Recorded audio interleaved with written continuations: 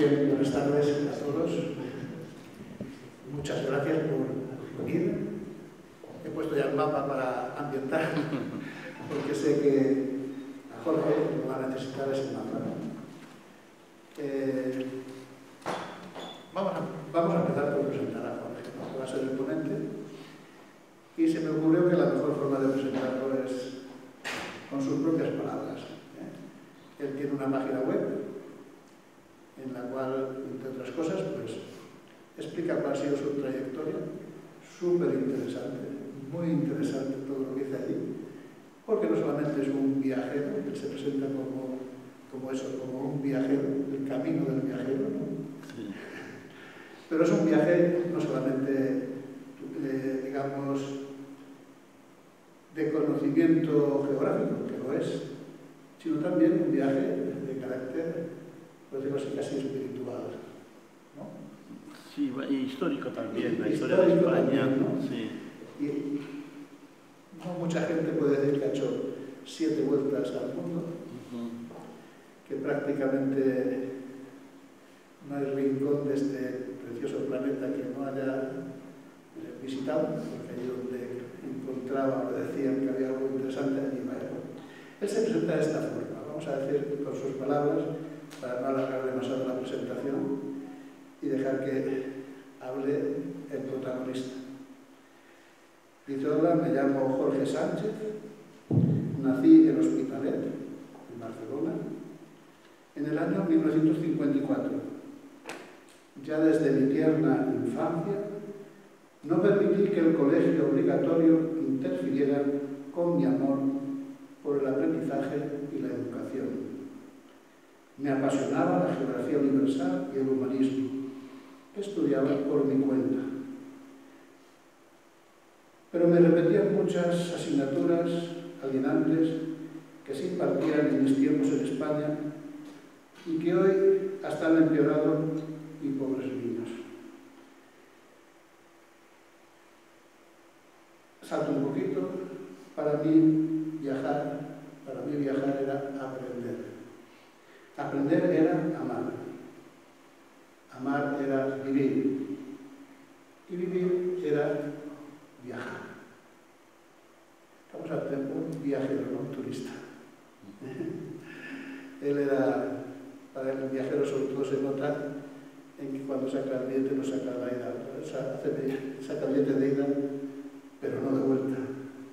No, eso lo dices en alguna ocasión. Sí. ¿No? Bueno, él después de sus viajes, pues escribía lo que había aprendido en ese viaje, sus experiencias, lo vivido, que ha sido mucho, y escribía libros. Ha escrito como 44 libros y yo creo que está preparándose para ser publicado. Para San Jordi ahora sí ha de salir. Y, bueno, había un tema que a veces en la historia, yo recuerdo en mi época que se decía eso, ¿no?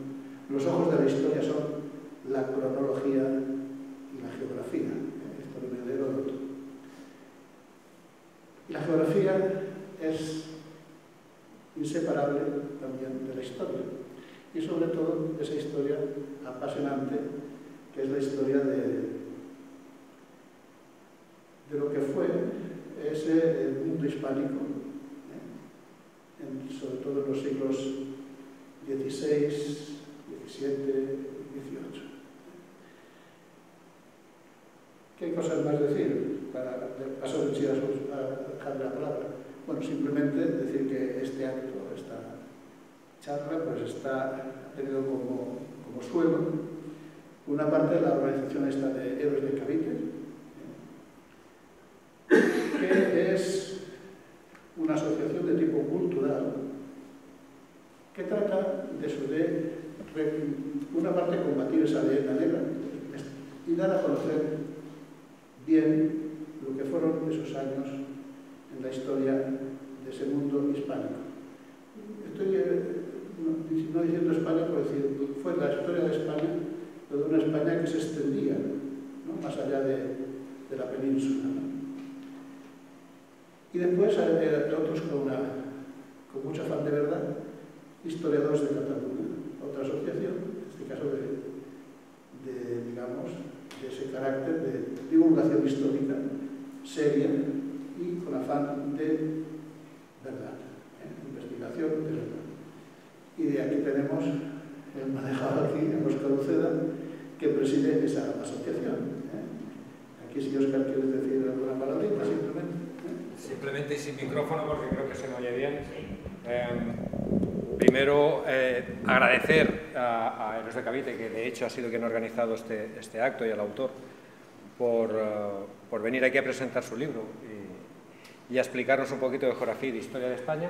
Nosotros, como saben, es una asociación de historiadores catalanes o historiadores de fuera de Cataluña que tratan de historia de Cataluña. Venimos colaborando desde el año pasado ya con Héroes de Cavite porque consideramos que una de las maneras de explicar historia de Cataluña es hablar de historia compartida, hablar de historia de España y Cataluña y de Cataluña y la hispanidad.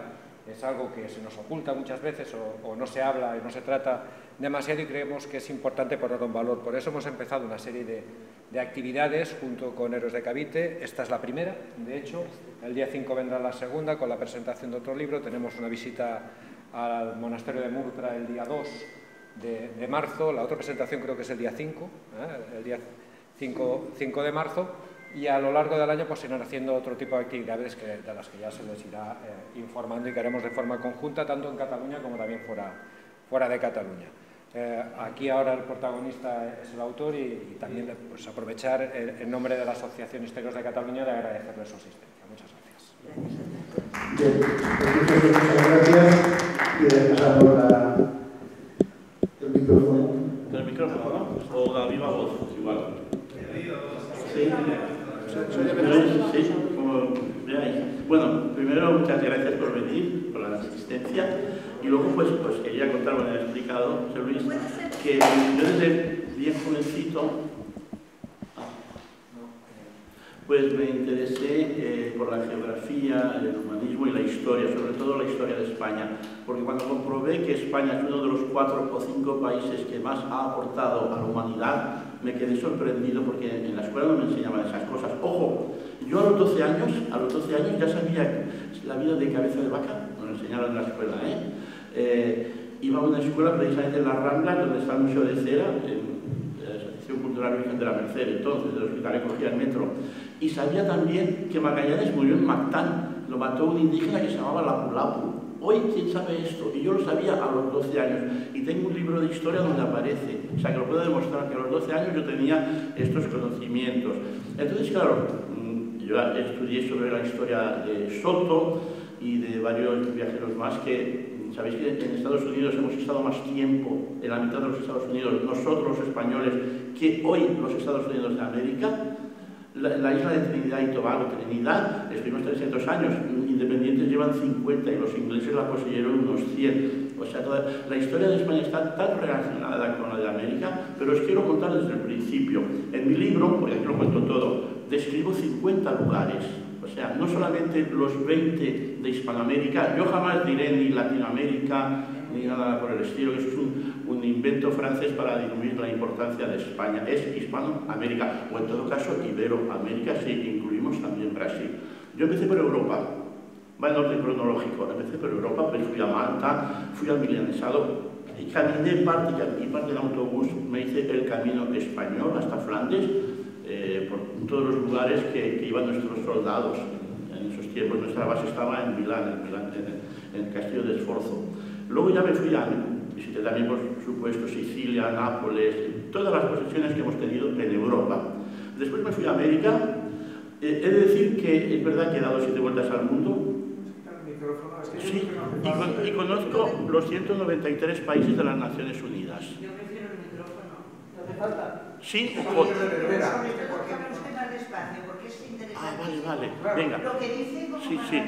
Entonces, yo conozco ya todos los países de las Naciones Unidas. Empecé por los donde se habla el español, que son 19. Estados Unidos también se puede contar porque hay más millones de hispanoparlantes que en la propia España. En México es el número 1, ya 130 o 140. Entonces empecé por los hispanos y después por los demás. El último, que fue Somalia en el año 2003. Y entonces pude declarar, soy la 15ª persona... le entiendo bien. ¿Se oye? ¿Hablo más despacio? Sí. El último país que conocí fue Somalia en el año 2003 y pude afirmar que ya había estado en todos los países registrados en las Naciones Unidas. Entonces, quería seguir viajando porque para mí es una pasión viajar. Entonces volví a muchos países para conocer no solamente esos países en sí, que ya los conocía, sino todas sus regiones. Hoy puedo afirmar que he estado en los 50 estados de Estados Unidos, en las 34 divisiones de China, por supuesto en las 17 autonomías de España, en los 16 Länders de Alemania, en los 24 provincias de Argentina, etcétera, en todos. Conozco también las regiones y los territorios de ultramar. ¿Y por qué os digo eso? Porque cuando di una nueva vuelta al mundo, ya no iba buscando conocer países nuevos, sino iba buscando lugares donde habían estado los españoles que no constituían países o que ya no los poseíamos. Por ejemplo, ¿sabíais que don Álvaro de Mendaña, que nació en Castilla y León, estableció una colonia en las Islas Salomón? Fue 2 veces. Murió en 1595. Yo, de mi dinero y de mi bolsillo, compré 200 kilos de cemento, una placa, navegué desde Joniara, en la isla de Guadalcanal. El 90% de los nombres del Pacífico son españoles. Las Marianas, las Islas Carolinas, etc. Y llevé los 200 kilos de cemento, hablé con el alcalde y hicimos un monumento que todavía existe. Entonces, visité también Vanuatu, antes eran las Nuevas Hébridas, donde estuvo Pedro de Quirós, que trabajaba para España, era Portugal. Sabéis que desde 1580 hasta 1640 se unieron las 2 coronas, con lo cual el Imperio Español abarcó también el Imperio Portugués, luego se separaron, pero igualmente hay un montón de vestigios. Poseímos la isla de Guam y las Marianas hasta 1898, cuando los Estados Unidos, con la excusa de falsa bandera, hubo un incendio en el Maine, en La Habana, y nos declararon la guerra, que ya la tenían prevista, y naturalmente nos vencieron. Bueno, hubo muchos tejemanejes, dicen que hasta traiciones, en fin. El hecho es de que perdimos nuestras últimas posesiones. Yo no digo colonias, porque fueron virreinatos, extensiones de España. Colonias fueron los ingleses, los franceses que iban a esquilmar, a saquear todo cuanto podían y llevárselo para su país en Europa. España no. España hizo una extensión, se extendió, se multiplicó y era España. Tenían voto, tenían participación, por ejemplo en las Cortes de Cádiz, tenían representación, eran españoles con los mismos derechos y los mismos deberes. Y esto a partir de Isabel la Católica. Una pregunta que me habéis hecho antes de empezar sobre la leyenda negra. Bueno, sabéis esta comparación, ¿no?, de que no ves la paja, o sea, no ves el tronco dentro de tu ojo y quieres ver la paja en el ojo ajeno. Entonces, tanto holandeses sobre todo, ingleses, holandeses, también franceses y hasta suecos, la envidia que nos tenían porque éramos el país más poderoso y poseíamos las tierras mejores de Hispanoamérica. Entonces, pues, ¿qué hicieron? Pues criticarnos con mentiras. Hubo un fraile que estaba un poco... Bartolomé de las Casas, que exageró cosas absurdas, que escribía como que en la isla de La Española, que está dividida entre República Dominicana y Haití, habían 500 ríos donde salían los diamantes, en fin, unas barbaridades. Además, él fue también encomendero, quiere decir que tenía gente trabajando para él. Bueno, pues este hombre escribió unas barbaridades que aprovecharon holandeses, ingleses y demás enemigos entonces de España para crear la leyenda negra. Si te vas a México, a Guatemala, a Bolivia, el 90% son indígenas. Vete ahora tú a Estados Unidos, el 0,2% viven como... yo he visitado alguna, he estado en Taos Pueblo, en Nuevo México, y bueno, me han hablado de que odian a los estadounidenses, pero ¿qué pueden hacer? Son débiles. Todavía hay unos cuantos Sioux, apaches y otros pueblos también por allí. España no. España fue el único país en Europa que se casaba con las mujeres. Hicimos una nueva raza. ¿Y sabéis sobre el tema cultural? ¿Cuántas universidades crearon los españoles, además de centenares de hospitales y academias durante hasta cuando empezamos a perder nuestras posesiones en América a partir de 1810 hasta 1821, cuando se independizó México? 26. ¿Cuántos franceses? 0. ¿Cuántos ingleses? 0. Una después los Estados Unidos, pero solo para blancos. ¿La cifra de universidades? Sí, nosotros 26. 26. desde la primera, que fue la República Dominicana, en Santo Domingo, disputada con la de México, no saben todavía cuál es la primera, yo creo que la de Santo Domingo, hasta la de Córdoba en Argentina, solamente una, 26. Las demás potencias europeas que se establecieron en América, 0, ni portugueses, Brasil, una vez que eran independientes de Portugal, ingleses, una, cuando era Estados Unidos, pero era solo para blancos, no se aceptaban. Sabéis que hasta 1956 no se podía casar un negro con una blanca. Isabel la Católica dio unas ordenanzas en 1506 y luego fueron ratificadas por el padre Vitoria, que fue un gran humanista de la Universidad de Salamanca, y se estableció que el indígena era un español con los derechos. Se acabaron las encomiendas eran un sistema de feudal, digamos, tenían que trabajar los indígenas 8 horas al día, ojo, porque tanto Carlos V, Carlos I como Felipe II investigaban que nadie abusara de los indígenas que trabajaban para los encomenderos. Claro, no eran esclavos, eran obreros, como hoy nadie, si quieres comer tienes que trabajar en México y en Argentina, en cualquier lado. Pero luego esto se acabó. Y entonces fueron españoles 100%, como os digo, tenían la ciudadanía española. Por eso que no digáis jamás colonias. Yo cuando veo en un libro, además en mis libros pongo, y esta ciudad virreinal, jamás digo colonial, porque no tuvimos colonias tuvieron franceses, ingleses, etc. Bien. Bueno, pues hemos acabado con Europa. Me voy a América y visité primero todos los países, pero luego dije, pues tengo que también conocer todas las partes de cada país, porque, por ejemplo, de los 50 estados de Estados Unidos, nosotros hemos poseído la mitad. Fuimos los primeros en llegar. Los segundos fueron los franceses, que crearon la Luisiana, que la capital estaba en Nueva Orleans, una ciudad preciosa, todavía se ven los azulejos españoles, calle de Borbón, etc. Y después ya llegaron los ingleses con las 13 colonias, Delaware, Massachusetts, etc. 13, que fueron las 13 que después se rebelaron contra los ingleses, en 1776 o así, hasta 1780 y algo. Entonces estábamos estas 3 potencias. Los holandeses no, porque vendieron la isla de Manhattan, que hoy es Nueva York, y estábamos solamente 3. Bien, los más poderosos eran los españoles, teníamos la Florida. ¿Qué pasó? Que cuando Napoleón invadió España, allí se nos acabó ya todo. No es como, por ejemplo, Rusia conquistó Siberia, pero está unida. Entonces no se han separado, aunque haya revoluciones, el comunismo sigue el mismo país, desde Moscú, desde Kaliningrado hasta Vladivostok, pero en España no, teníamos el océano por dentro y hubo muchos traidores que se vendieron a los ingleses. Yo, cuando veo una estatua de Bolívar o del general San Martín, me da muchísima rabia, porque fueron los que traicionaron a España siendo españoles, porque San Martín estudió en Murcia, hablaba con acento murciano y luego con acento andaluz. Y Bolívar, porque no le concedieron un estatuto como noble, se rebeló contra los españoles. Me da mucha rabia, porque fueron los criollos. Los indígenas tenían trato especial con los españoles. Era como, estaban bajo el protectorado de los reyes católicos, de Isabel la Católica, que desde luego Isabel la Católica merecería ser declarada santa, pero Israel no quiere, los judíos, con la Inquisición, etc. Cuando antes que nosotros, en 1492, franceses e ingleses, 2 siglos antes, ya habían expulsado a los judíos, a los que no se querían convertir al catolicismo. Bueno, pues entonces empecé a viajar por los Estados Unidos, que antes solamente conocía lo justo, California, Nueva York y poco más, y me dediqué a visitar los 50.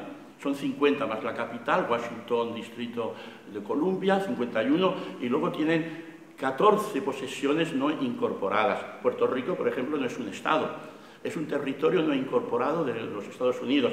La isla de Guam, que fue nuestra...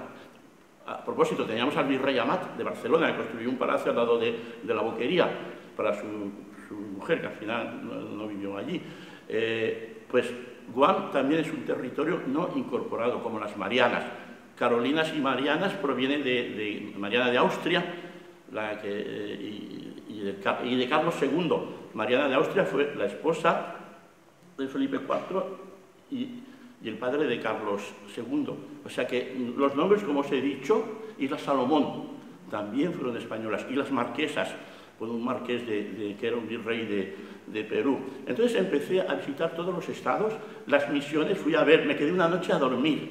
Hacía como el Camino de Santiago, pero por las misiones de California. Y en el Carmelo, cerca entre Los Ángeles y San Francisco, Carmel by the Sea se llama, pedí permiso y me dejaron dormir junto al cenotafio de Fray Junípero Serra, que ahora ya es santo. Tiene ahí un monumento y es el único español que está representado en el Capitolio de los Estados Unidos de América. Cada estado tiene dos héroes, dos personajes históricos que han contribuido al desarrollo y a la creación del país. Y uno es Fray Junípero Serra. Podríamos tener dos. Don Juan de Oñate, el último conquistador vasco, pero nacido, no hispano, nacido en México. Pero hubo quejas y al final no está. Pero este hombre también creó el camino real de tierra adentro, desde Santa Fe hasta Veracruz. Veracruz era uno de los 3 puntos. Veracruz, Cartagena de Indias y Portobelo, de donde se enviaba el 20 real. Ojo la leyenda negra. El 20 real, que luego fue un 10% y un 7%. Hoy también pagamos impuestos. ¿Cuánto es el IVA? 20 y pico, ya está en libros. Todo el mundo paga, los mexicanos pagan hoy. O sea, se cree que nos llevamos todo el oro. Era precisamente lo contrario. El 80% de la plata y del oro quedaba en América. Eran más esplendorosas las ciudades como Valum Potosí, Lima, por ejemplo, y México.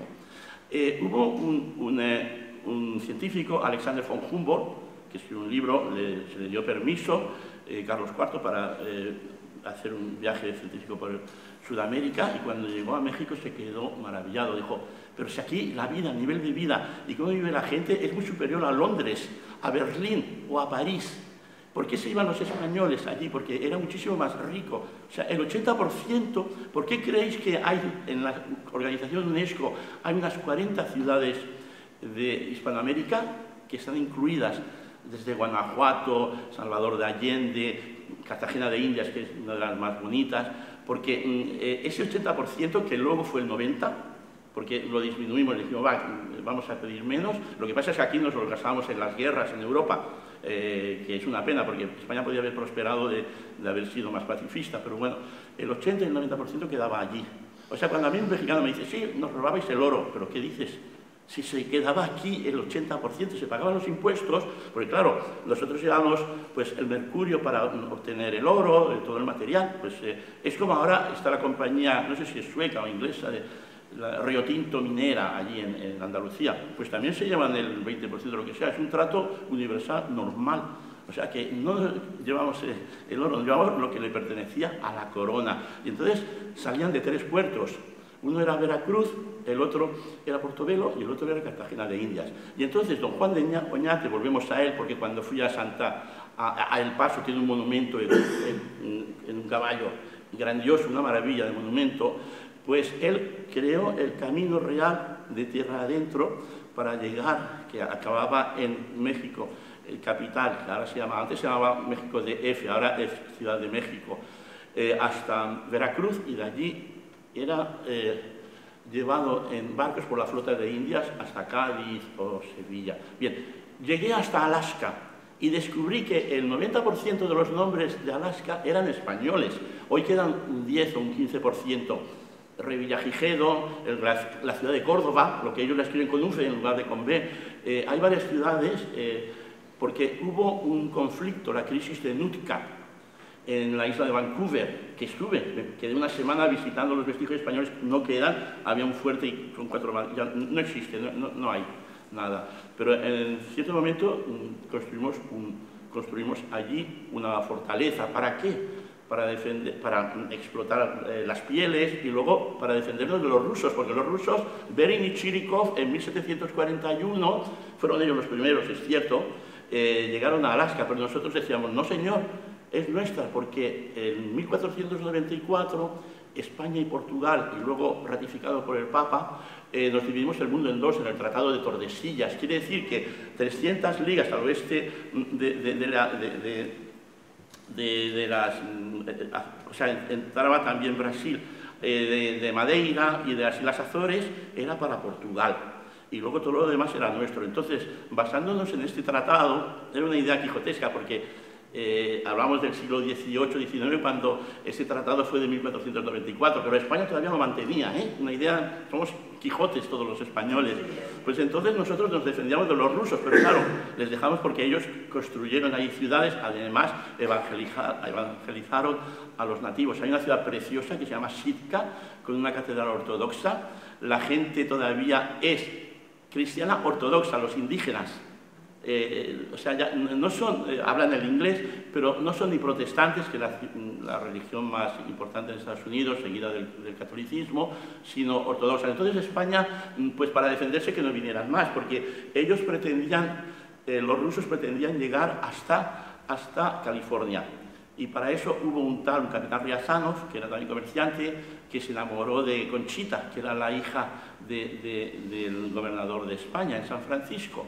San Francisco, lo bueno que tienen los estadounidenses es que han dejado los nombres, no como en Cataluña, que a lo mejor en los tiempos de Franco o antes hemos fundado un hospital y le han cambiado el nombre al catalán, que no tiene nada que ver. Se ha de respetar, los Estados Unidos lo hacen, la ciudad de San Francisco se llama igual, no se llama San Francis o The Angels para Los Ángeles, no, mantienen los nombres originales. En ese aspecto los estadounidenses se portan bien. Bien, pues entonces se enamoró de esta Conchita, bueno, se enamoró. Yo creo que lo que pretendía es, mediante la boda, los rusos infiltrarse en California. Lo que pasa es que se murió en el camino de vuelta porque fue a pedir permiso al zar en San Petersburgo, que era entonces la capital, para poder casarse, siendo él ortodoxo con una católica. Se murió en el camino. Ella nunca lo supo. Esperó 10 años, 15, 20, y a los 40 se metió a monja. O sea, no conoció a nadie más. Es una historia muy bonita y ellos han hecho yo a veces lloro cuando lo escucho. Ya te viene Cagdán Sabudu. O sea, yo nunca te olvidaré. Es una ópera rock que se llama Junos y Avos, las dos naves con el que el capitán Riazanov volvió a Vladivostok y de allí continuó todo el viaje a Siberia, que tardaba varios meses, porque no estaba el tren transsiberiano entonces ni había aviones. Pues entonces los españoles fundaron allí una estación en Vancouver para evitar que los rusos vinieran más para adentro. ¿Qué pasó? Que hubo un altercado que se llama la crisis de Nootka y llegó el capitán George Vancouver. La isla de Vancouver se llamaba primero de Bodega y Cuadra, que era un criollo nacido en Lima. Era español, pero como en México se les llamaban novohispanos, o sea, como Juan de Oñate, el último conquistador, era vasco, pero nacido o sea, un criollo. Entonces, Bodega y Cuadra descubrió, y además la desembocadura del Columbia, que ahora los americanos, tú lees cualquier libro de Estados Unidos, y ellos dicen que los primeros que cruzaron América, o sea, Estados Unidos, de este a oeste, fue una expedición que se llama Clark and Lewis. Es mentira, eso fue de 1804 a 1806. Antes, Cabeza de Vaca, en la expedición de Pánfilo de Narváez, ya lo cruzó desde que llegaron a Tampa, continuaron hasta que encontró aguas en el mar de Cortés, o sea, las aguas del Golfo de California, que se llama Cortés porque Cortés también es un personaje increíble, humanista, el hijo que tuvo le llamaban Doña Marina, con la Malinche. Lo primero que hizo al llegar a España, Martín también se llamaba, fue legalizarlo ante el Papa de Roma. Cabeza de Vaca también. Cabeza de Vaca, de la expedición de Pánfilo de Narváez, salieron 300 y pico, llegaron cuatro solamente. Uno de ellos era marroquí, Estebanico, que dicen que fue el primer africano que llegó a América. 4, con harapos, habían tenido que trabajar de todo, los habían esclavizado, se había hecho curandero Cabeza de Vaca. Álvar Núñez Cabeza de Vaca, de Jerez de la Frontera. Fui a ver su monumento, Jerez de la Frontera. O sea, fui a ver todos los monumentos, los lugares donde han nacido los grandes exploradores. Se puede decir conquistador, pero no en un sentido peyorativo, sino en un sentido positivo, un explorador, porque si no hubiera habido exploradores seguiríamos viviendo en las cuevas o en los árboles en África, ¿no? Hay gente con una iniciativa que quieren explorar el mundo y eso fueron nuestra gente, que algunos o muchos naturalmente también buscaban oro y lo promovían los reyes para encontrar, para poder financiar esas expediciones se necesitaba también los metales como el oro y la plata, pero ya os digo que el 80% se quedaban allí. Bueno, pues de Alaska continué por todos los estados hasta que acabé los 50. No me quedé contento, fui a Oceanía. Yo ya conocía los 14 países de las Naciones Unidas de Oceanía, desde Australia hasta Vanuatu, Tonga, Kiribati, Nauru, etc. Pero ahora lo que me proponía era visitar territorios que habían pertenecido a España. Y empecé por las islas de Tahití. Domingo Bonechea, un vasco que fui a ver una placa que tiene en el País Vasco. Un ayudante de él fue el primero que compuso una gramática y un diccionario de polinesio con el español. A propósito de gramáticas, La de Grijalva, de 1492, fue la primera dentro de las lenguas latinas, antes que el francés y el español. ¿Y sabéis cuál fue la segunda? La náhuatl, de México. O sea, los mexicanos tienen el primer hospital de América, de toda América, el primero, en la ciudad de... Y lo fui a ver, me hice el enfermo, pagué 10 en pesos, unos $10, porque quería verlo, porque había una estatua de... Había un fresco de Hernán Cortés con su esposa, porque no se casó con la Malinche, se la cedió un capitán y tuvo un hijo con ella, pero fue una esclava, o sea, la vendieron de esclava, ella hablaba en náhuatl. Entonces, pagué $10, el médico me encontró no sé qué, digo, pues yo estoy sano. Yo fingía, digo, me duele porque yo lo que quería es estar y mirarme en la sala de espera. Y fui al hospital. Fue el primer hospital construido en América, en toda América, en toda, el primero. ¿Y sabéis para quién? Para los hijos huérfanos de los soldados aztecas de Tenochtitlán. ¿Sabéis que conquistó Tenochtitlán en 1521? Bueno, con un asedio que hubo, la noche triste, ya lo habréis estudiado esto, y vencimos. Y bueno, entonces... nos ayudaron los tlaxcaltecas, porque si los españoles éramos 600, 20 caballos y unos cuantos cañones. Además, había ido ilegalmente Hernán Cortés, escapándose de Cuba, digamos, porque no le había dado permiso Velázquez. Entonces llegó y con 600 hombres no más, lo que hizo, pues naturalmente, como eran los tiranos, el pueblo más cruel que ha habido en la historia de la humanidad, hasta ese entonces eran los aztecas. Caníbales, hacían sacrificios humanos, 50.000 niños asesinaban al dios de la lluvia. Estuve en una estatua en Chichén Itzá, donde estaba el dios Chahat Mol, una bandeja, y luego en unos cenotes donde lanzaban los corazones de los niños. Era el pueblo más cruel y los tenía como ganado a los tlaxcaltecas. Durante 50 años no les vendían sal para que se murieran. Cuando necesitaban, tenían hambre, pues cogían, como ahora te vas tú a un corral y coges una gallina o una vaca y te la comen, pues cogían a los indígenas y se los comían. Entonces, claro, eran tan poderosos cuando llegó Hernán Cortés con sus técnicas militares y sus armas de fuego, se unieron a él. Y fue un libertador, no fue un conquistador Hernán Cortés. Él ayudó a los propios indígenas a que se liberaran del yugo de los aztecas o mexicas. Y además fue muy humano, envió expediciones al Pacífico, como la de Grijalva, descubrió el Mar de Cortés, fue a La Paz, en Baja California. El hombre además había estudiado en la Universidad de Salamanca y fue notario en Valladolid. Eso que dicen que, nos sacábamos a los reos, a la peor gentuza de España. No, tenían que ser españoles o portugueses entre 1580 y 1640, cuando la unión de las dos coronas. Tenían que ser católicos. No aceptaban judíos o musulmanes, salvo que no fueras un converso. Si te habías convertido al cristianismo, de acuerdo, te dejaban. Y luego debías de trabajar de lo que habías declarado. No podías ni hacer el vago, pero naturalmente, hecha la ley, hecha la trampa. Y hubo muchos, por supuesto, abusos y forajidos, pero cuando se les localizaba, se les enviaba a España y eran castigados. El propio Juan de Oñate, con lo que dio por España, incluso Cabeza de Vaca. Después de hacer este viaje épico, que si fuera de Estados Unidos ya habría 40 películas en Hollywood sobre su gesta, y que tenemos dos, una mexicana y una española. Luego lo enviaron a a Sudamérica. Fue el que descubrió para el mundo occidental las cataratas del Iguazú y el Gran Pantanal. Pero bueno, tuvo conflictos con los indígenas y con los propios españoles. No sé si porque quería ayudar a los indígenas o porque abusó de los indígenas, quién se sabe. Yo fui a ver si estaba en Alger y hablé con un personal de la embajada en Alger, porque decían que lo habían exiliado a Argelia. No, al final localicé su tumba en Valladolid. Murió en un cenobio, en un monasterio, como prior, Cabeza de Vaca. O sea, esos personajes teníamos. ¿Sabéis que Miguel de Cervantes solicitó ir a América 2 veces y le negaron la salida? ¿Por qué? Porque tenía problemas con la justicia. O sea que eso de que iban lo peorcito de las cárceles y eso, no es verdad. Eran los ingleses eso, o los franceses. Españoles no, tenían que pasar como, no un examen, pero unas pruebas, y tenías que tener una profesión, tenías que ser católico, bueno, un montón de condiciones. O sea que es mentira. Esta leyenda negra, como os digo, que partió a partir del fraile loco, que yo le llamo, aunque allí le respetan mucho. Tienen Bartolomé de las Casas, por ejemplo, tienen una ciudad en San Cristóbal de las Casas, en Chiapas, en México, le quieren muchísimo, es verdad, porque también hizo cosas muy buenas. pero y como cardenal Cisneros era amigo de él, pero metió la pata explicando falsedades.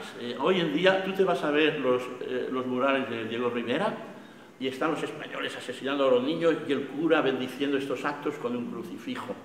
No es así. ¿Sabéis España envió la creme de la creme, lo mejorcito que teníamos, envió a sus mejores hijos. Y luego hay unos, en el libro lo explico, hay uno de Valencia, lo conocí en Zacatecas, fui porque estaba siguiendo el Camino Real de tierra adentro, ya había acabado Estados Unidos, ahora vamos para el sur, y llegué a la ciudad de Zacatecas, de La Plata. A propósito, esa plata se exportaba con el galeón de Manila a China, porque los chinos hacían sus monedas y era la plata más pura del mundo. Ellos nos enviaban porcelana, seda, se llama galeón de Manila porque allí era un ferry que llegaba pues, de Nagasaki, de Japón, de Guangzhou, Cantón, y allí se intercambiaba, todo era el centro, pero los productos no eran de Manila. Solamente el mantón de Manila no era de Manila, era de China. Entonces ellos querían plata y nosotros llevábamos miel de Castilla, cerámicas, estas cosas. O sea que fue un intercambio. Entonces había un galeón que se llamaba el Galeón de Manila, que zarpaba 2 veces al año, hacía una escala en Guam y de allí se iba al puerto de Acapulco. Y después por mula se llevaba todos los productos hasta Acapulco, hasta Veracruz, para allí embarcarse en la flota de Indias. Bien, pues al pasar por Zacatecas me enteré de la historia del monje valenciano que hizo tanto por los pueblos. Quieren mucho a los curas, como a Fray Junípero Serra. Lo que pasa es que desde que murió este muchacho de origen africano en Estados Unidos, que lo pisoteó un policía y se ahogó, empezaron a destruir estatuas como Cristóbal Colón y demás, pero sin ningún motivo, hasta de Miguel de Cervantes. ¿Qué tiene que ver Miguel de Cervantes si él no fue a América? No le permitieron 2 veces que... menos mal que no le dejaron, porque así escribió aquí Don Quijote de la Mancha. Pero se ve que tenía problemas con la contabilidad y no le iban las cuentas y se le descubrieron y por eso no le dejaron ir. Bien, pues de América, como veis, me fui al Pacífico. Fui a las Islas Marquesas. Allí todavía se acuerdan de don Álvaro de Mendaña. Álvaro de Mendaña y Neira, a quien yo le erigí un monumento. Llegó a esas islas, después se fueron a Guam. ¿Sabéis que nosotros hemos dado la primera circunnavegación al mundo, la flota de Magallanes y Elcano, de 240 hombres así? Llegaron solamente 18 a Sevilla en la nave La Victoria. 2 desertaron, uno lo tuvieron que destruir en Filipinas. El otro se separó del Cano porque el Cano, cuando murió Magallanes en Mactán, por Lapu tiene un monumento. La isla de Mactán está unida a la de Cebú, al sur de las Filipinas. Una la tuvieron que quemar, otra pretendió volver a América, imposible, hasta que no llegó Andrés de Urdaneta, otro gran personaje que lo ignoramos. Andrés de Urdaneta fue en la segunda vuelta al mundo, después de la de Elcano y Magallanes. Salió desde Galicia y iba con Elcano, murió. Él sobrevivió, tuvo una hija en las Islas Molucas. Yo estuve en Ambod, luego estuve en Tidore y Ternate, estuve en 3 Islas Molucas, lo explico en el libro.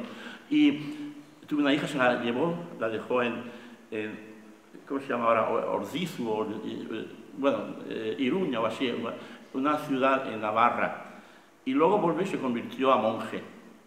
Entonces un día le llama Felipe II, Carlos V, le dice: tienes que volver porque has de descubrir la manera de volver con el galeón de Manila a América, porque, como os he dicho, estaba el Tratado de Tordesillas, que nosotros no podíamos invadir la parte portuguesa y los portugueses no podían invadir la parte española. Pero al llegar a Filipinas y a las Molucas, que de ahí vino todo, porque las especias tenían más valor que el oro, o sea, llevabas un barco, volvías al cabo de 5 años cargado y te compensaba por todo, o sea, y tenían beneficios bestiales, porque era un gran negocio las especias. Todo el mundo, como la comida era tan insabora, la gente se volvía loca por comprar las especias, como el clavo y otras.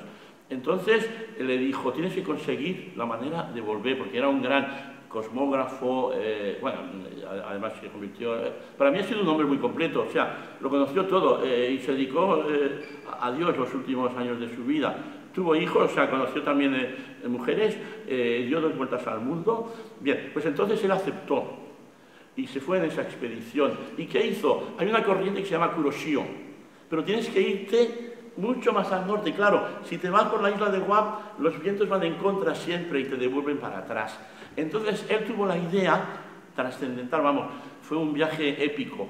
Subió hasta unas islas, Ogasawara, y de allí ya tiró, y entonces los vientos le llevaron. Y a partir de entonces ya se descubrió la ruta que funcionó 250 años, hasta 1810, así, cuando México capturó el último galeón de Manila.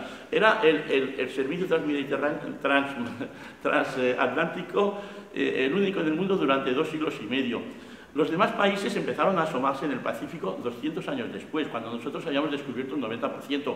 ¡Ojo! Hawái fue un tal Gaetano. No fue el Capitán Cook. Sí, el Capitán Cook hizo varios viajes formidables, sí, hay que reconocerlo, no tanto como el de Malaspina y Bustamante, pero hizo grandes viajes como Bougainville para Francia o la Pérouse, también otro navegante francés. Bien, pues que te estás perdiendo Andrés de Urdaneta. Bien, pues Andrés de Urdaneta descubrió el tornaviaje. Y bueno, eso fue algo fabuloso, porque entonces ya no tenían, para volver para atrás, las naves ya no tenían que invadir territorio portugués. Ojo, el Cano lo hizo ilegalmente, si lo hubieran capturado, lo hubieran matado. Y a punto estuvo de ello, porque cuando llegaron a la altura, él se atrevió con la nave, la Victoria, evitando los puertos del continente, porque los portugueses tenían en Goa, en un montón de sitios, en la península de Malaca, tenían un montón de asentamientos allí. Entonces él fue por el sur, casi por la Antártida, pero al llegar a Cabo Verde se encontraron sin provisiones. Y entonces pensaron, vamos a decir que venimos de América, y piden unas provisiones, compras, porque si no es que no llegamos a España. Eso les quedaba todavía igual 2 semanas de viaje, pero metieron la pata, porque ¿en qué día estamos hoy? Ah, pues hoy es martes 25 de no sé qué, y les pillaron la mentira, porque habían ganado un día, y no sé, como en la película de La Vuelta al Mundo en 80 días de Julio Verne, ¿no? No se habían dado, y los pillaron por eso, y ahí, porque dijeron, ¿cómo puede ser? Pero vosotros venís ahora de Buenos Aires o no sé qué, y sí, los pillaron.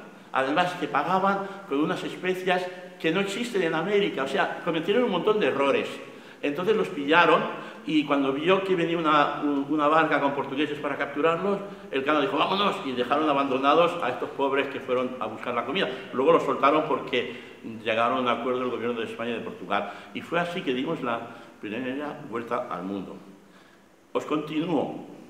Las Molucas, al final, en el Tratado de Zaragoza de 1530, Carlos V las vendió a Portugal.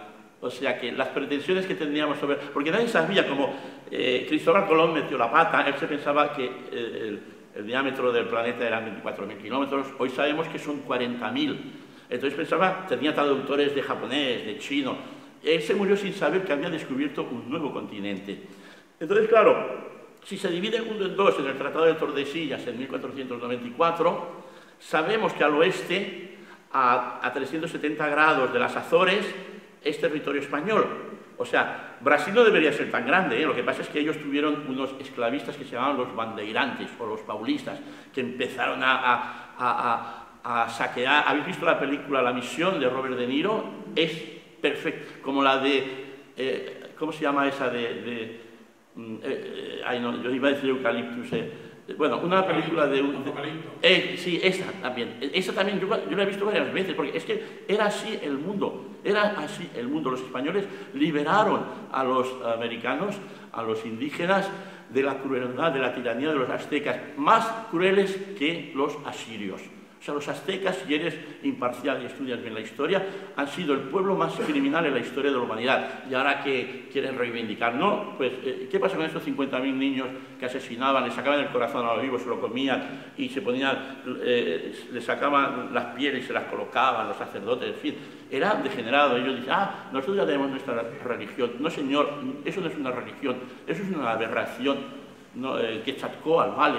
pero que no era un Dios, pues Jesucristo lo primero que dijo es ama a tu prójimo, ama incluso a tu enemigo, o sea, no era una religión. Bien, pues entonces lo que hicieron los españoles fue algo inédito, que ya os he dicho al principio, ha sido una de los cuatro países que más ha aportado a la humanidad. Y mira los resultados. El español es hoy la segunda lengua más hablada del mundo, vía materna, más que el inglés, después del chino. Y bueno, y va a más, en Estados Unidos ya es cooficial en varios estados. Y en un futuro, como han tenido muchos hijos, será la primera. O sea, bueno, me falta África. África, allí no podíamos intervenir porque hubo un acuerdo, los portugueses nos cedieron en 1415 Ceuta, que no es nada, en Marruecos no existía, o sea, ¿qué pretensiones pueden tener? Si primero fue portuguesa, luego la intercambiamos como Guinea Ecuatorial. Guinea Ecuatorial sucedió que los portugueses no respetaron el Tratado de Tordesillas e invadieron Uruguay, que no les pertenecía. Acababa más o menos la provincia donde está Porto Alegre, en Brasil. No era Uruguay, sin embargo la invadieron. Los españoles los echaron y conquistaron una isla, Florianópolis se llama, en Brasil. Y entonces hubo un acuerdo, y ¿qué sucedió? Que ellos nos devolvieron, nosotros devolvimos esta parte que habíamos conquistado en Brasil, recuperamos Uruguay, y a cambio nos daban el fragmento de Guinea Ecuatorial, Florianópolis y la isla de Annobón. Nosotros tampoco participamos, pero fuimos los hermanos pobres en el reparto de África del rey del Leopoldo de Bélgica, que trabajó con este infame viajero, el Stanley, el del doctor Livingstone. Es usted el doctor Livingstone, supongo, era un criminal este individuo. Entonces nosotros no participamos, sin embargo nos quedamos con IFNI, hablo también de ello, de los fragmentos que teníamos en África, de Guinea Ecuatorial, gracias al acuerdo que hubo con Portugal para devolverles la isla de Florianópolis, muy bonita a propósito, llena de argentinos. Las playas hablan solamente, che, ¿cómo andás? Vive, solamente está lleno de argentinos. Entonces la devolvieron y a cambio tuvimos esa pequeña colonia, que yo iba al cole, estaba Fraile Ibáñez, ¿no?, del ministro de Cultura, cuando devolvimos, en 1976, o así, no me acuerdo el año, pero era nuestra, yo en el colegio estudié. Sí, yo me acuerdo que era cuando estudiábamos geografía, que se estudiaba como Dios manda, eso lo he dicho, iba a la escuela esta, Nuestra Señora de la Merced, en las Ramblas, donde está el museo de cera, y aprendí sobre Cabeza de Vaca, sobre Soto, los Apalaches, el río Mississippi, murió allí, y como los consideraban como dioses, ¿qué hicieron los españoles por la noche? Cuando se murió de enfermedades tropicales y eso, pues lo enterraron dentro del río Mississippi. No se ha conseguido recuperar su tumba. Soto era extremeño, o sea, ya os digo, si nosotros tuviéramos una industria de Hollywood en España, habrían salido tantas películas, y cuando salen es todo lo contrario, es para... o sea, los españoles somos todavía peores para criticar a España que los extranjeros. Por eso lo de la leyenda negra yo lo oigo, no le presto importancia, porque es un absurdo. Si alguien me habla de la leyenda negra, sé de antemano que es un ignorante que no merece mi atención, una persona inculta. O sea, ¿qué es leyenda negra? Cuando precisamente os lo he dicho antes, que es como... no querer ver la paja en el ojo ajeno y no ver el tronco en tu ojo. Es lo mismo. Ellos sí que... ¿Cuántos indígenas quedan en Estados Unidos? Yo he visto dos, sé que he pasado por más. Una en Dakota del Norte. En Dakota del Norte hay un 5% de indígenas, y la otra fue en Taos Pueblo, en Santa Fe. Hay que ir a Taos y de allí caminando, haciendo autostop, no hay otra manera, no hay autobuses, y me quedé varias horas en Taos Pueblo, que es Patrimonio de la Humanidad de la UNESCO. Y me lo contaban hasta los propios indígenas, en inglés, claro. Ya no llevan plumas, esto también es verdad, ya no, salvo para alguna ceremonia, visten a la moda normal, tienen móvil, van con motos guapísimas, o sea, se han adaptado, pero no aprecian a los estadounidenses. A mí me ha pasado en Nunavut, estuve una vez en la isla de Baffin, que es la quinta más grande del mundo. Canadá, hice un viaje a Canadá por las provincias del sur, y luego el otro fui al Yukon, a los territorios del noroeste. También fui a Terranova, que estuvieron los vascos, los pescadores, y pasé una semana entera en la isla de Baffin.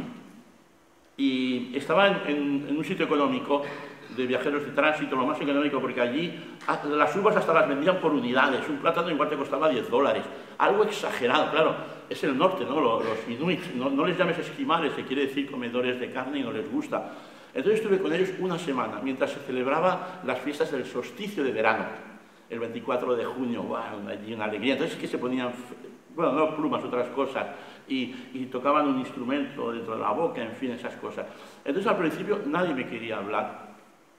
Hola, hello, en inglés, claro, todos hablan su idioma, el inuit, que está emparentado con algunas lenguas de Siberia, hasta que un día dije que yo era español, pensaba, México, digo, no, en Europa. No, yo no soy emigrante, mi familia no tuvieron necesidad de emigrar, ellos vivían allí normal y se quedaron en Europa, o cambió la cosa completamente. Sí, porque los que vinieron muertos de hambre de Europa nos quitaron nuestras tierras, mataron a nuestra gente, no solo eso, en 1900 secuestraron a todos los niños para occidentalizarlos, hubo abusos sexuales, hubo palizas. Los niños, después de ese periodo, que por suerte no fue muy largo, se emborrachaban o se suicidaban o cometían delitos y se acababan en la cárcel. Un desastre. Lo hicieron australianos, estadounidenses y canadienses y rusos. Estas cuatro. Así que llegaron a un acuerdo y dijeron, vamos a occidentalizar a los niños para que... y en Australia, en la isla de Tasmania, 100% mataron a todos. Y hoy los pobres aborígenes quedan 4 gatos. O sea que yo cuando alguien me habla de la leyenda negra ya sé que es un individuo que no merece en absoluto mi atención, que es un completo ignorante, por no decir palabras peores. Bueno, pues en la isla de Iqaluit, se llama la capital, en la isla de Baffin, cuando les dije que era español de España, que mis antepasados no venían de Europa, ya empezaron todos a hablarme, hasta a coquetear con las chicas. Bueno, entonces tenía unos 40 años así, ¿no? No como ahora gordito y septuagenario. Entonces, pues, hasta coqueteaba con ellas y cenábamos juntos.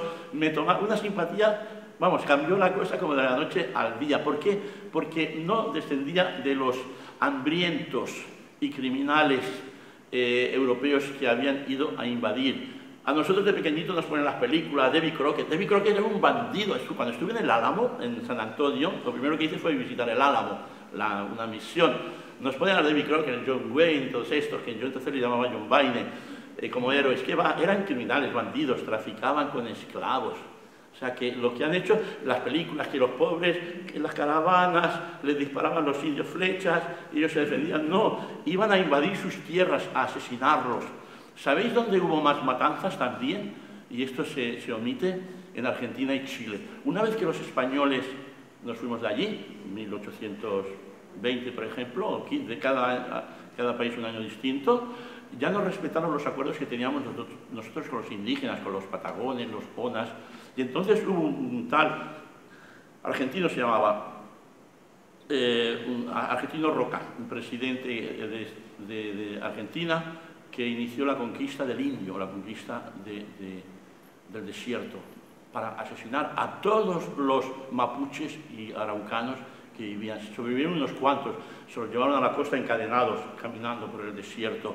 Muchos murieron de una isla que hay en el Río de la Plata, entre Uruguay. Ah, los charrúas, esto cuando dicen, oh, el jugador de fútbol es un charrúa, no sé qué, pero si los asesinaron a todos. Hubo una batalla que se llama Sal si puedes, y asesinaron al 100% a todos esta etnia. Los españoles no, que nosotros teníamos acuerdos y eran ciudadanos españoles. O sea que es precisamente lo contrario. Los mexicanos lo mismo. Sabéis que, bueno, Jerónimo hablaba español y era católico. Jerónimo, apache, ¿no? Pues en una ciudad, de casualidad, porque además del puerto de Acapulco, yo iba siguiendo todos los sitios que tenían relación con la historia de España. Y no solamente el barco iba a Acapulco, el galeón de Manila, sino que había otro puerto también que se llama San Blas. ¿Habéis oído esa canción de la mujer de San Blas, una novia que espera al marido? Bueno, hay una estatua dedicada a ella, una historia verdadera. Entonces fui allí y me contaron la historia de que los indígenas de la zona de Zacatecas, precisamente, de Sonora, que siempre se rebelaron incluso contra los españoles, el gobierno independiente de México los cogió, los esclavizó, los envió a recolectar la caña en el Yucatán, murieron casi la mayoría, los hacinaban en trenes, casi nadie sobrevivió. O sea, los propios indígenas asesinaban a sus propios indígenas. Por eso el que nos digan a nosotros, hasta el año 1542, es cierto, las encomiendas, había abusos. Y luego hubo, pues, ovejas negras, por supuesto, a pesar de que había un análisis de la persona que quería emigrar a América, que fuera honesta, un probo ciudadano, no. Se escaparon muchos, por desgracia, o mintieron, quién sabe, o vieron allí la vida fácil de que capturar esclavos, ganaban más dinero que trabajando de carpintero. Por supuesto que hubo malditos españoles, pero no era así, y las órdenes, por supuesto, y al que pillaban, que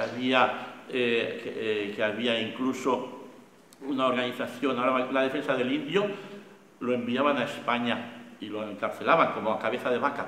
Lo que pasa es que a cabeza de vaca, por lo que me enteré, he leído, depende de las fuentes, que lo enviaron a Argelia.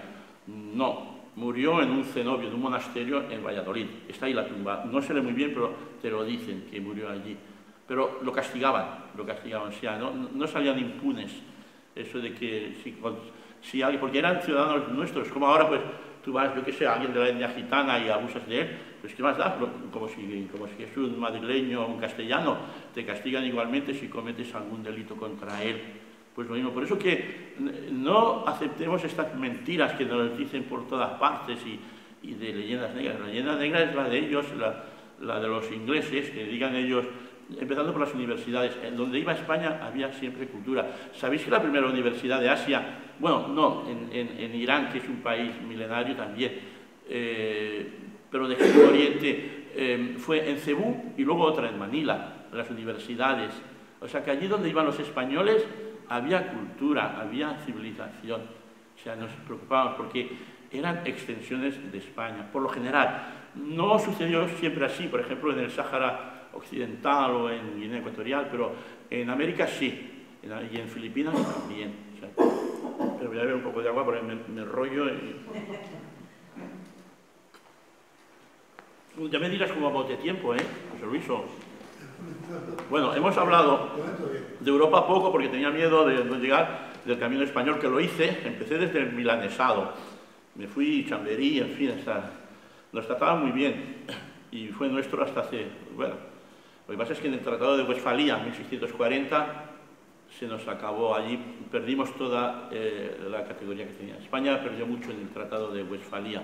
Además ellos lo dicen, y España a partir del Tratado de Westfalia dejó de interferir en los asuntos europeos. Lo dicen como una crítica a los ingleses. Yo lo he leído, tengo un libro de Wells, de Historia del Mundo, y lo dice así, que España dejó de interferir a partir del Tratado de Westfalia. O sea, es una mala uva decir eso, porque si éramos la mayor potencia entonces, pero es verdad, a partir de ese tratado España cedió tanto que dejó de tener la importancia que había tenido antes. Y luego, por supuesto, cuando Napoleón nos invadió, pues fue cuando perdimos todos los virreinatos. Nunca digáis colonias, no tuvimos colonias, tuvimos virreinatos. Y uno fue el virrey Amat, catalán, de Barcelona. Cuando paséis por el borde, por el mercado de la Boquería, lo veréis, el palacio del virrey Amat. O sea que, y bueno, ¿y por qué no participó? Que me dicen, catalanes y esto. Sí, durante los Borbones sí, hubo muchos, además muchos catalanes que iban a defender a España, a México, contra la guerra que teníamos a veces contra los indígenas. Y luego hubo algunos padres también de Zaragoza que hicieron grandes aportes a la civilización de los indígenas. Lo que pasa es que al principio, claro, pues viajaban los que eran de Castilla, no los de la corona de Aragón. Bien, hemos hablado de Europa, Asia poco, salvo las Filipinas. Hoy el tagalo, ¿sabéis que hicieron el primer genocidio de la humanidad en el siglo XX? Fue el de los estadounidenses, otro pueblo, como los asirios, como los aztecas, los Estados Unidos. El gobierno, no la gente, he conocido a gente maravillosa. Yo diferencio entre las gentes y el gobierno. El primer genocidio del siglo XX fue el que practicaron los estadounidenses contra los filipinos. 1 millón de personas, casi todos, el 90% civiles, y sobre todo el que hablaba español. Quisieron exterminar la lengua española. Por eso hoy, pues, a pesar de que estuvimos, fíjate, desde 1540 o así, en Filipinas, se habla solamente en Cavite, precisamente, y en un par de sitios quedan muy pocos españoles puros. Lo entiende mucha gente porque hasta el presidente Marcos estudiaba en la universidad. Ahora no, ahora es opcional, el que quiere, pero todos prefieren el inglés. El inglés es el más generalizado y el que entiende más todo el mundo. Pero allí eliminaron todo vestigio de español, incluso metieron protestantes para evitar que la gente fuera católica. Sin embargo, el 60% del tagalo proviene del español. Lo primero, ¿cómo está acá? ¿Cómo está usted? O a la 1, a las 2, a las 3, cucharita. Todas las palabras que ellos no tenían las dicen en español. A mí me gusta jugar al ajedrez en la Luneta, en la plaza de José Rizal, que no lo debimos de haber ejecutado al hombre, un médico y un sabio, hablaba y decía, delicado caballo, o sea, cuidado con el caballo, y lo pronunciaban igual, caballo, lo que pasa tipo argentino. Entonces, en Filipinas, como hubo este genocidio, sobre todo contra todo lo hispano de Estados Unidos, pues hoy no se habla español, se entiende porque ya os digo que el tagalo contiene un 60%. No solo el tagalo, el chamorro, que es la lengua autóctona de las Marianas y en Guam, también es un 60 o 70. Luego está el papiamento en Curazao, Aruba y Bonaire. Son 3 islitas. Los Países Bajos tienen 6 posesiones en el Caribe, que son... San Martín está dividida en 2, entre Francia y Holanda, o Países Bajos. Luego tiene Saba, San Eustaquio, y luego las islas ABC, Aruba, Bonaire y Curazao. Y como está tan cerca de Venezuela, tiene una lengua del papiamento, pero que es 90% es español. O sea, coges un periódico que editan y lo entiendes prácticamente todo, el papiamento. Por eso que, además de los 20 países, se habla en más lugares. Y luego el segundo idioma entre los saharauis es el español. Lo sabíais, ¿no? Vais al Sáhara liberada, hay que ir a Tinduf y de allí un autobús te lleva. Bueno, en todas estas islas he estado, os hablo con propiedad. En las islas ABC he estado, conozco 50 islas del Caribe. Todas las francesas, Guadalupe, Martinique, Marie-Galante, incluso San Bars y la mitad de San Martín. Las inglesas, hay una que se llama Montserrat, Anguila, Turcas y Caicos, Caimán y luego las Islas Bermudas. Y luego las Vírgenes Británicas. Entonces, por eso me he preocupado. Son muchos años de viajar y en todos los lugares siempre buscando vestigios españoles, siempre. Por eso que aquí está la quinta esencia de mis viajes relacionada con el mundo español. Tengo otros libros, pero a lo mejor sobre África, sobre otros países, sobre Asia, etc. Pero sobre el imperio español, aquí está la quinta esencia de lo que he podido aprender in situ. O sea, tú puedes ir a una biblioteca, puedes ser una rata de biblioteca y leer, estar ahí medio año y hacer anotaciones. No es lo mismo, eso es historia vivida. He estado yo en cada lugar y hablo con propiedad de los sitios, con las personas que he hablado, o he ido a este museo, o he descubierto otra cosa, o he erigido un monumento. Nadie me ha dado las gracias, ¿eh? Yo digo, nadie. He erigido un monumento a un personaje olvidado, don Álvaro de Mendaña y Neira, por mi cuenta y mi dinero.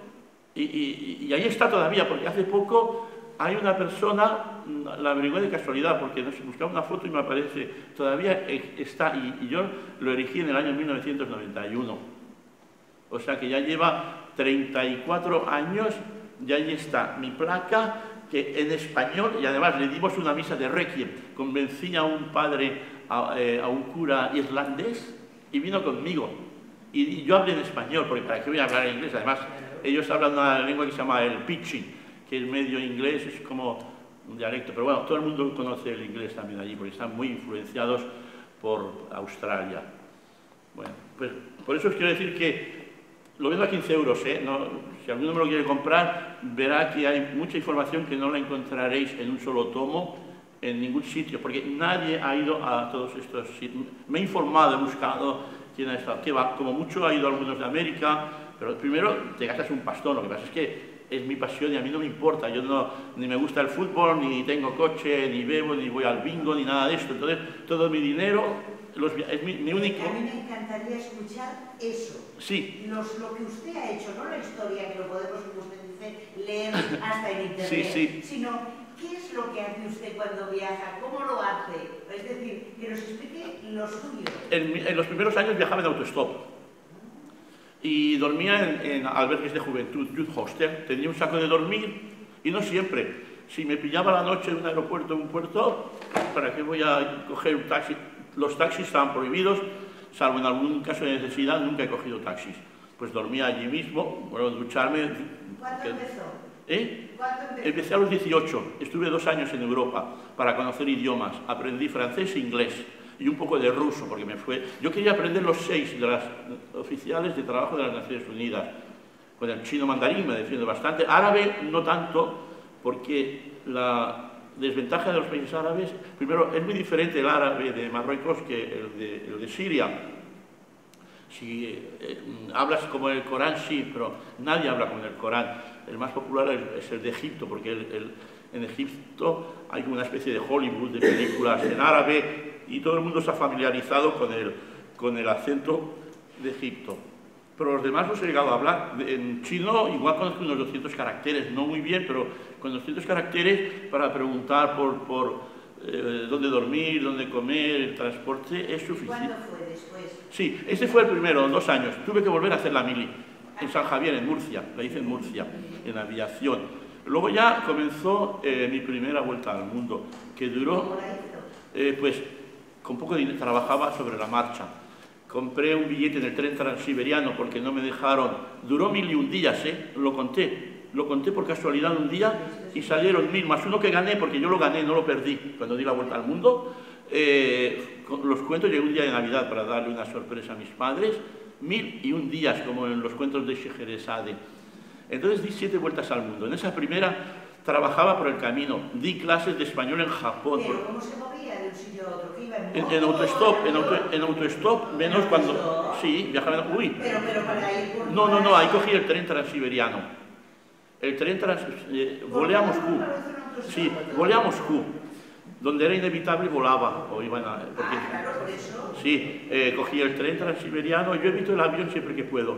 De Vladivostok fui en un barco a Yokohama, trabajé. Luego me intereso también por las religiones. Fui monje zen en un monasterio durante unos meses. Sí.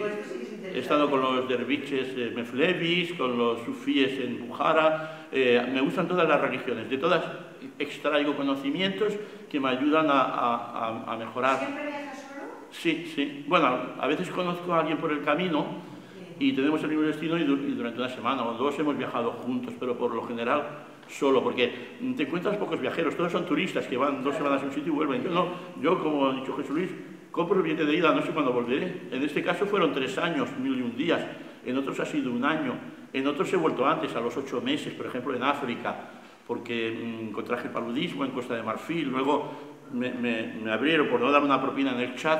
Un soldado me hizo una grieta con la pistola, me la tuvieron que coser las monjas japonesas en la ciudad de N'Djamena, la capital de Chad. Luego perdí un poco, ahora ya oigo mejor. Se me metieron unos bichitos en un barco, en un dhow, un barco de vela, en el río Rovuma, entre Mozambique y Tanzania. 3 días sufriendo, lloraba, me supuraba, y cogí un bolígrafo Bic y maté a los bichos.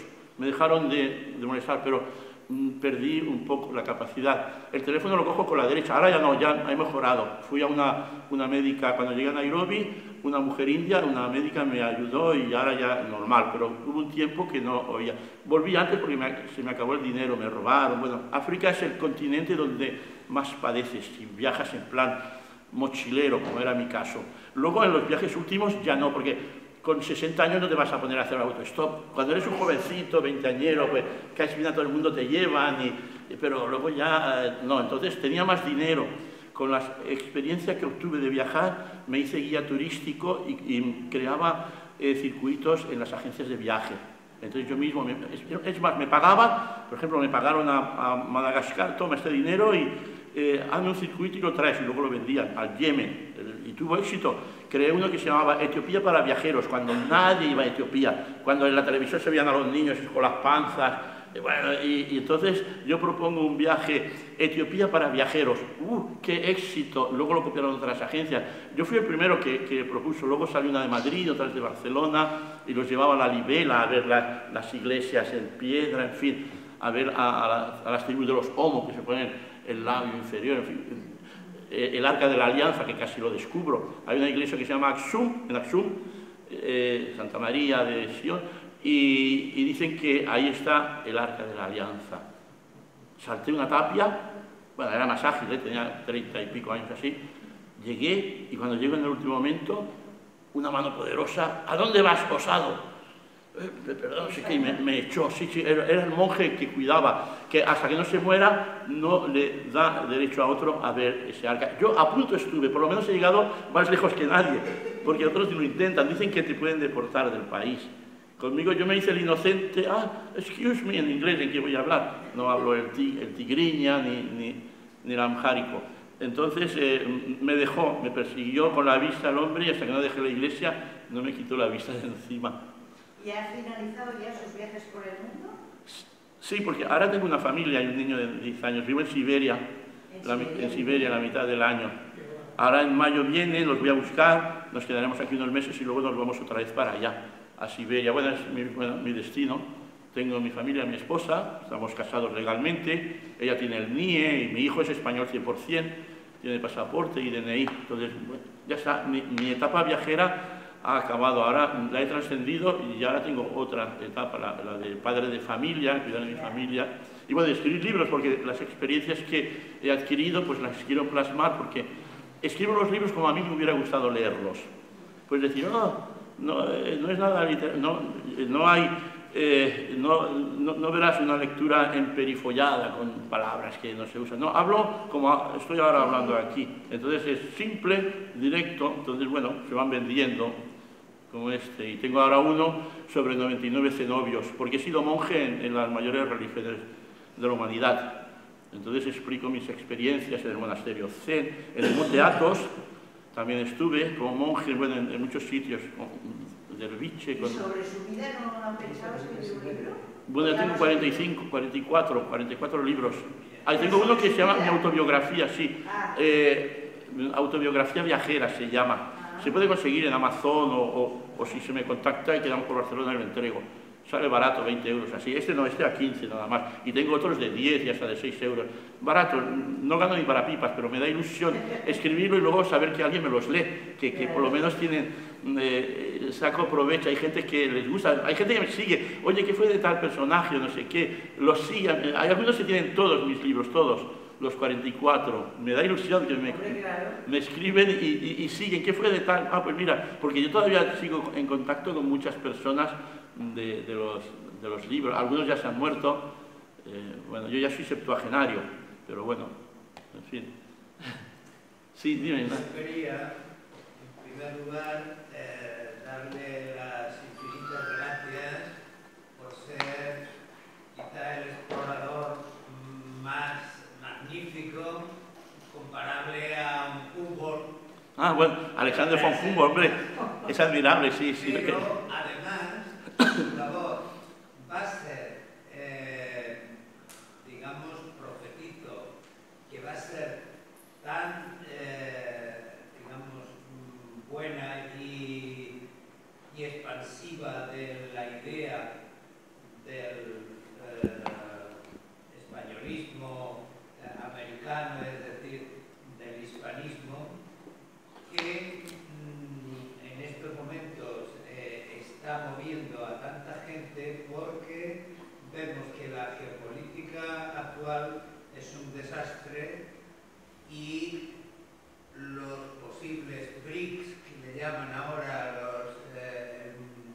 la superación del bipartidismo de la Segunda Guerra Mundial, Estados Unidos, Rusia, pues nos tiene hasta las narices y ahora pues, parece ser que vamos a una situación multipolar y uno de esos polos puede ser el hispanismo, los 500, 600 millones de hablantes.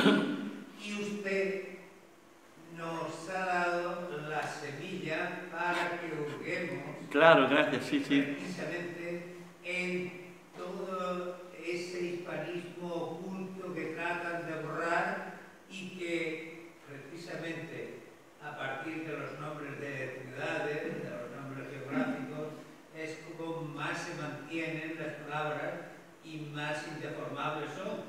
Perduran los nombres de las ciudades, de ese millar quizás de ciudades creadas por un puñado de españoles. Más de 1000 ciudades.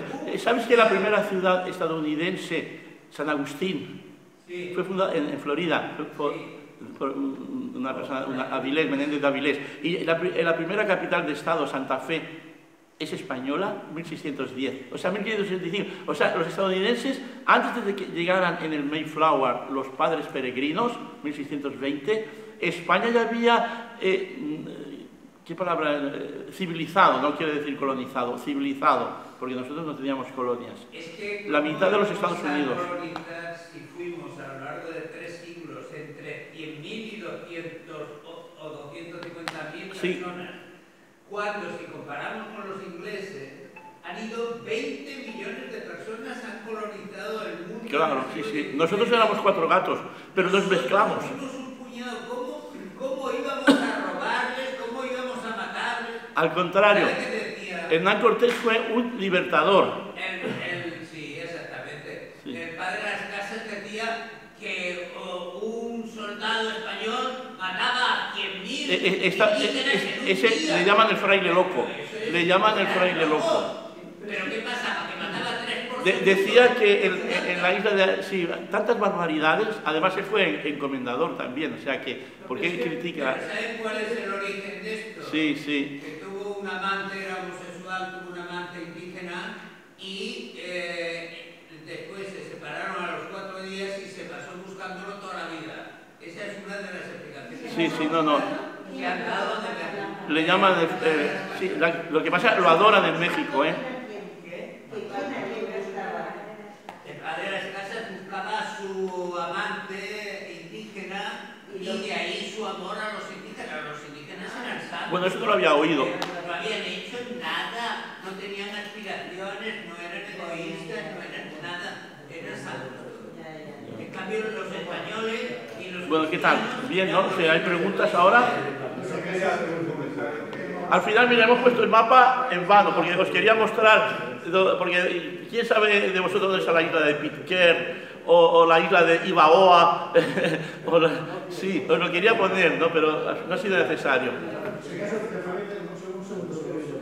Bueno, pasamos ya, si caso turno. Sí, si hay alguna pregunta, o si alguien me quiere comprar el libro a 15 euros, más barato que en Marruecos. Turno de palabras. Le preguntas solamente una cosa. Lo de insólita, ¿por qué geografía insólita? ¿Perdón? Geografía insólita. Bueno, yo di otro título a la editorial. El señor Pimentel me lo leyó, que era del PP. Me llama un día, yo estaba en correo. Hola, que soy Manuel Pimentel, no sé qué. He leído su libro, me ha gustado, se lo vamos a publicar. Y dije, muchas gracias. Se lo leyó y luego tiene un vídeo que habla muy bien de él. Yo le di otro título, no sé si era La Vuelta al Mundo o La Vuelta al Mundo en búsqueda de vestigios españoles o algo así. Me lo cambiaron y me han puesto Geografía Insólita. ¿Por qué? Porque, no me explico, hay mucha gente que no sabe que hemos estado en Alaska. Y mira que hay ciudades que se llaman Córdoba, Revillagigedo, Bodega y Cuadra, etcétera. Y no lo saben los propios españoles. Cuando yo a los 12 años ya lo sabía, cómo ha degenerado bueno, el nacionalismo y demás, pero cómo ha degenerado la educación. Yo era más culto a los 12 años que ahora un adulto a los 30. De verdad, ya, tengo todavía mi libreta, era horizontal, teníamos un profesor de historia y de geografía, hacíamos los dibujos y tengo un mapa de Estados Unidos, Filipinas, y ahí Soto, Cabeza de Vaca, bueno, varios. Ha cambiado, es una pena, pero es así. En la época socialista, una de las cosas que yo quería decir, estos temas que tú has planteado, a mí personalmente me gustan bastante y me he estado informando que todo el hecho histórico, no solamente la parcela de geografía, dónde has ido y dónde has conocido, con lo cual es inmenso todo eso lo que has hecho y tal, pero detrás de esto hay otras situaciones igual de importantes o igual de inclusas. Por ejemplo, una de las cosas que habéis comentado es sobre el tema de la esclavitud, imperio y tal, imperio esclavista. A ver, por lo que yo he estado estudiando y leyendo y tal, no es así. Lo que sí tenemos una gran leyenda negra en el cual ha servido de gran losa al Imperio Español, sobre todo por parte inglesa, francesa y demás, para echar toda esa porquería. Sí, sí. Pero 2 o 3 detalles con respecto para echar luz a esto. Por ejemplo, una vez muerta la reina Isabel de Castilla, con el señor de las casas se quejó de que se hacían con los indios esclavitud y demás. Bien, el que era el regente en aquel momento por el reino de Castilla era el cardenal Cisneros, sí. Fernando el católico, sí. El marido de Isabel. Sí, sí. Pues en ese momento histórico, me parece que fue sobre el año 1510, 12 y tal, separó lo que eran las normativas y demás y crearon unas leyes de Indias donde ese imperio que ya estaba trabajando desde que vino Cristóbal Colón en 1492, separó todo lo que se estaba haciendo para replantearse qué se estaba haciendo con los indios, si era correcto o no era correcto. Francisco de Vitoria. Francisco de Vitoria, el humanista, que era de Burgos. Otro ejemplo muy práctico, en el primer viaje de Colón, Colón le trajo, fue visitado por los reyes en el monasterio de la Mustra y le trajo una serie de indios. Esos indios dice, os los traigo, señor, como esclavos para que vosotros hagáis con ellos. Los hizo devolver. La reina Isabel lo que hizo fue liberarlos textualmente. En el reino no hay esclavos, son súbditos. Por lo cual, esa era la estrategia que él quería hacer. Y por eso, lo que hicieron en esa situación fue, España lo que hizo es duplicarse en el territorio americano. Extenderse. No colonias. Extenderse, virreinatos. A diferencia del imperio inglés, que sí lo hizo. Y sobre todo porque el imperio inglés, por ejemplo, hizo otra cosa. Por ejemplo, nosotros creamos ciudades, creamos universidades, creamos hospitales. Puertos, carreteras, escuelas, de todo. En la parte norte, en la parte este de Estados Unidos, estaban fuera de allí precisamente porque en un momento dado, si necesitaban el café o el cacao o lo que sea, cogerlo y llevarlo a la colonia principal que era Inglaterra. O sea, el planteamiento era muy diferente. Hombre, y escribimos gramáticas de las lenguas indígenas. Náhuatl, sí. Después de la de Grijalva, en 1492 reconquistamos el último territorio de Granada, fuimos a América, expulsamos a los judíos, pero 300 años después de los demás, y escribimos la gramática de Grijalva, antes que el italiano, el francés, inglés y todo eso, o sea que fue un logro también. Pues el náhuatl, que lo hablan unos 3 millones de personas en México, no es una lengua muerta, ni mucho menos, es la que más se habla, además es como una lengua franca. Era la que hablaba la Malinche. Por eso, la Malinche la vendieron porque su padre se murió, o yo le he seguido la pista, he leído como mínimo 2 libros sobre ella, No le quieren mucho en México, como a los aztecas, que les llaman traidores, pero es todo lo contrario. La vendieron, cuando su padre se murió, su madre, el padrastro la vendió a un cacique maya en Villahermosa, en la zona, en la península de Yucatán. Y cuando Hernán Cortés tuvo una pequeña batalla con los indígenas, con los mayas, venció y como compensación le dieron 20 esclavas, además de otros objetos. Y una de las esclavas era la Malinche, que era muy inteligente. No solamente era intérprete, le daba consejos. Dicen que ganó la batalla de Tenochtitlán con un gran apoyo de la Malinche, que no se llamaba Malinina o así, y nosotros llamamos Doña Marina.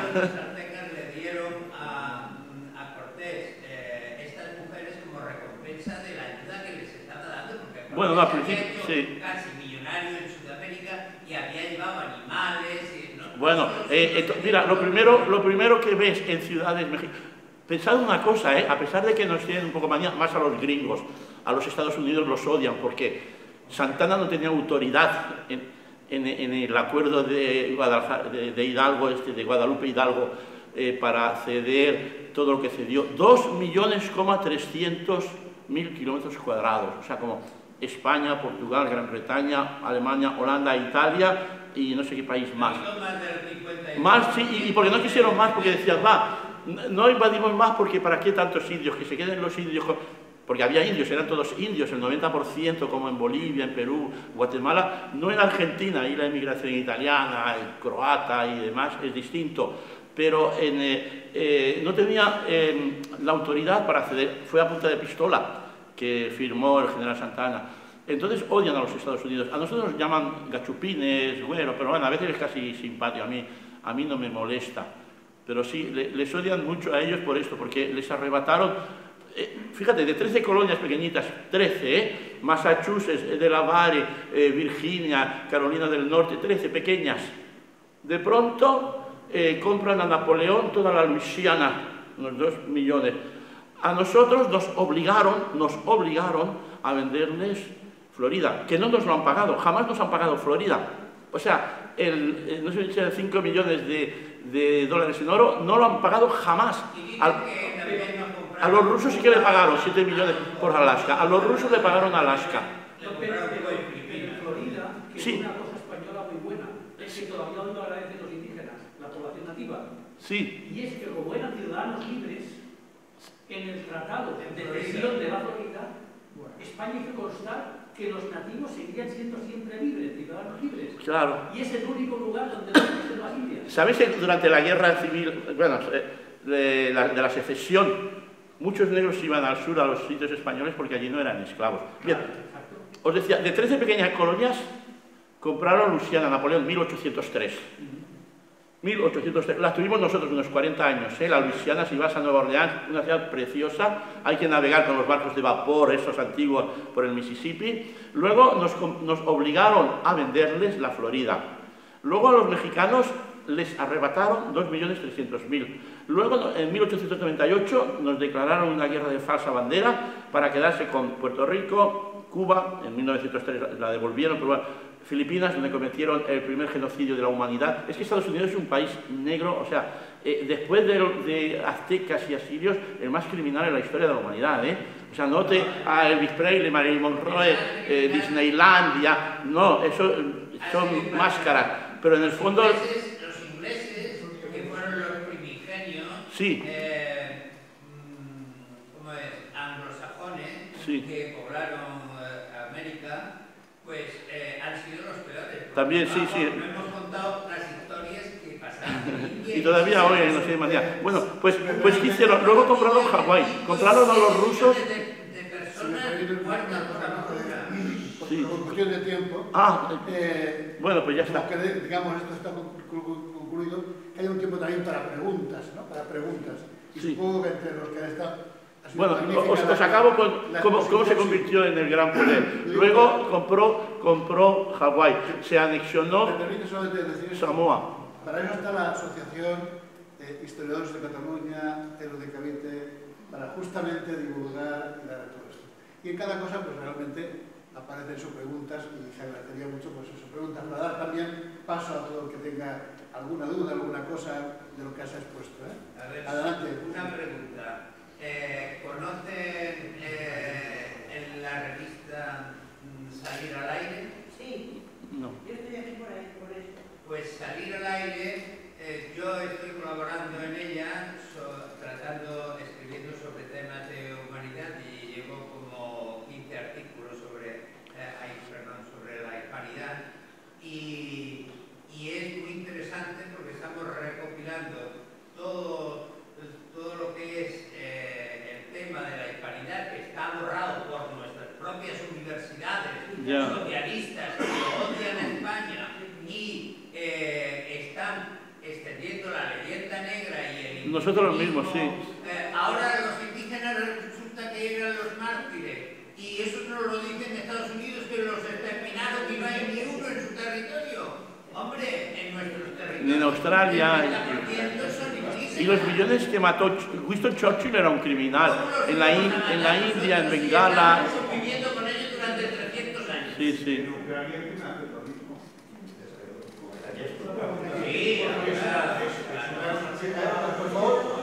A ver, una pregunta que me hacen.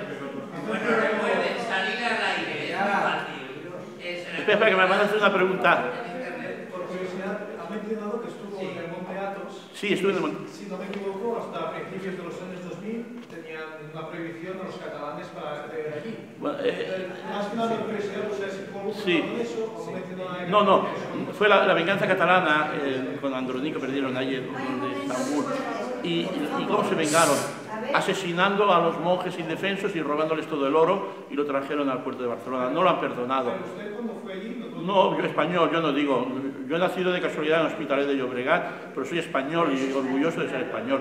Si me preguntan de dónde, pues en todo caso aragonés, porque mi familia viene de Murcia por parte de mi padre y de Aragón por parte de mi madre y también de Carrión de los Condes. O sea que yo de catalán cero, es que además ni lo hablo, lo entiendo, es bonito, un idioma más entre los 8.000 que existen, pero hablo el español y me considero solo español. Pero si me hacen afinar más de dónde, pues bueno, pues de la Corona de Aragón. Y de ahí no bajo, de la Corona de Aragón. No pongo más la lupa, aragonés y ya está. Porque es verdad, era de la Corona de Aragón. Vale, gracias. Pues sí, estuve 10 días y estuve en un monasterio donde colaboraba con los monjes. Claro, participaba en todas las misas, me despertaba con ellos, comía con ellos y hacía misa. Había un peruano, pero se había ido a Atenas y no lo pude conocer. Pero bueno, en inglés te defiendes bien con ellos porque yo no hablo el griego. Hablo ruso, entonces cuando estuve en San Panteleimón pude hablar con los... porque hay uno que es ruso, hay 17 griegos, luego hay un búlgaro, luego otro serbio, en fin. Entonces quería visitar los 20, pero al final solo visité 10, me marché. Y lo lamento, tenía que haberme quedado 20 días, pero me faltaron 10 por conocer. Pero conocí los mejores, el Magisto Labra, San Panteleimón, el mejor, y bueno, y varios más. Dionisios, lo pasé muy bien. En Dionisios tuve un monje que se cuidaba de mí y me daba... bueno, hay una oración que, la de Señor, ten piedad de mi alma, por ejemplo, ¿no? Que la repiten constantemente, pero me aconsejó leer la Filocalia. Y luego El peregrino ruso, y lo tengo en casa. Y luego otro libro, adiós, gracias por venir, otro libro de Abacus, que lo mataron en Narian Mar, en Venecia, y fui a ver su tumba donde lo quemaron vivo. En 1654 el patriarca Nikon cambió las normas de la ortodoxia y hubieron unos monjes que no estaban de acuerdo y crearon los viejos creyentes, y están en Alaska porque Beniaminov, un obispo, introdujo, cuando Alaska era de Rusia, introdujo el cristianismo ortodoxo y hasta allí llegaron los viejos creyentes. Se santiguan distintos, o sea, en fin, unas cosas, además comen sus platos, no, ellos jamás comerían en un restaurante, tienen que ser sus cubiertos, sus platos, etc. Sí. Bueno, pues me enseñaron cosas sobre ellos en ese monasterio. Por eso que aprendí cosas que es lo que plasmo en mis libros, porque tú lees un libro en Monte Athos y ¿quién ha tenido esta experiencia? Te dan 4 días máximo. Yo estuve 10, podía haberme quedado 20, hoy lo lamento.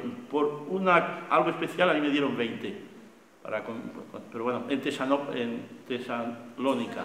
Si lo pides en el permiso en Atenas serán solo 4 improrrogables, pero yo pues los 20. Pero algún día igual, no creo que vuelva, pero bueno, ya en 10 días aprendí lo suficiente y precisamente en mi próximo libro sobre 99 cenobios, que espero que salga San Jordi, tengo un capítulo dedicado al Monte Athos, por si te interesara. La experiencia de alguien que ha vivido allí. Jorge, sí.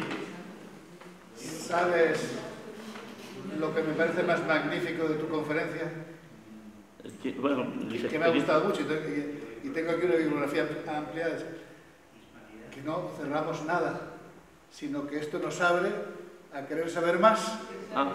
Y para saber más pues hay libros, hay que escuchar, hay que relacionarse también con las asociaciones como esta de Héroes de Cavite o también Héroes de Cataluña. Que hace mucho por España. Entonces, lo bueno es que abres camino y entonces no cerramos, pero porque claro, no habrá como vamos a cerrar tantísima historia, ¿no? Ni tantísima geografía, que por cierto, al final no me has hecho uso del mapa. Bueno. Ya dije, buscándote, me dijiste que era un mapa grande. Sí, porque yo esperaba, pues, ¿dónde queda? Yo qué sé. Te pude conseguir Tuvalu, y no todo el mundo lo sabe. Sabemos dónde queda Alemania o México. Bueno, pero eso está en el libro, ¿no? Sí, todo. Es que hay mapas y hay fotografías. Entonces, en los mapas ya aparecen. Ya lo veremos. Sí, en el mapa. Y me hubiese gustado, pues eso. Pero afortunadamente no ha terminado la cosa, ¿no? Que sigue. Porque también has estado en la isla de Pascua. Sí. Hay una foto de la isla de Pascua. Bueno, ¿sabéis quién la descubrió Roggeveen el día de Pascua, de Semana Santa? Un neerlandés. Pero el segundo fue Felipe, pero mató a indios. Llegó el capitán Cook, mató. Fue la Perús también. Y fue Felipe González. No el que pensáis el presidente del PSOE, eso no. Se llamaba Felipe González de Aedo. Y estuvo allí, hizo amistad con los indígenas y confeccionó el primer mapa triangular de Pascua. Me quedé una semana porque esa era la escala, o sea, los aviones salían desde Santiago de Chile y luego continuaban a Tahití. Y explico mi semana. Ha sido como una actualización de aquel espíritu que llevó a tantos a explorar, porque te has metido hasta en Afganistán. Sí, sí, bueno. Siempre digo que a mí si hubiera nacido en el siglo XVI, yo habría emigrado a América, habría cogido el galeón de Manila, no a buscar oro, sino simplemente a conocer a sus gentes. A mí me hubiera gustado ser un explorador del siglo XVI. Sí. Tiene también un libro que es Geografía Infinita o algo así. Bueno, tengo 45, ahora sí. Me molesté en buscarte la bibliografía y era algo así como, aparte de que de todas formas parece ser que no te olvides de que al final tu viaje más fabuloso, el Camino de Santiago, ¿no? Sí, sí. Bueno, es que ya os digo que he sido monje en tantas religiones, a mí me ha ayudado mucho, pero tienes que hacerlo en solitario y meditativo, y entonces ves magia en el camino, el murmullo del viento cuando sale el sol, el canto de los pájaros, te emocionas. Y luego yo iba a la misa y me confesaba y hacía el signo, no, confesarme no, perdón, comulgaba a veces sí, pero hacía siempre el signo de la cruz y compraba un cirio. Y yo iba a todas las misas, o sea, lo hice como Dios manda, ese camino. A pie no hice trampas, hay algunos que para evitar la zona industrial de Burgos, de León, cogen autobús, no, yo todo a pie. Había días de 30 kilómetros y hubo algunos de 50 en Astorga. Sí, pero me comí un cocido maragato, a veces comía una sola vez al día, pero aprovechaba y comía bien. Pero sí fue un viaje que me ayudó muchísimo interiormente, el Camino de Santiago. Y lo aconsejo mucho y lo tenemos aquí al lado, ¿eh? O sea, si lo haces una tacada, te puede un mes más o menos. Empiezas en Saint-Jean-Pied-de-Port y cruzas a Roncesvalles, que es lo normal. Y de allí, si haces 30 kilómetros al día, llegas en un mes. Hay gente que hace solo 15, 20, o hay gente que hace una semana, se vuelve y luego continúa donde lo dejó. Yo aconsejo hacerlo todo de una tacada. Bien. Pues si hay alguien interesado en los libros, lo firmo. Muchas gracias.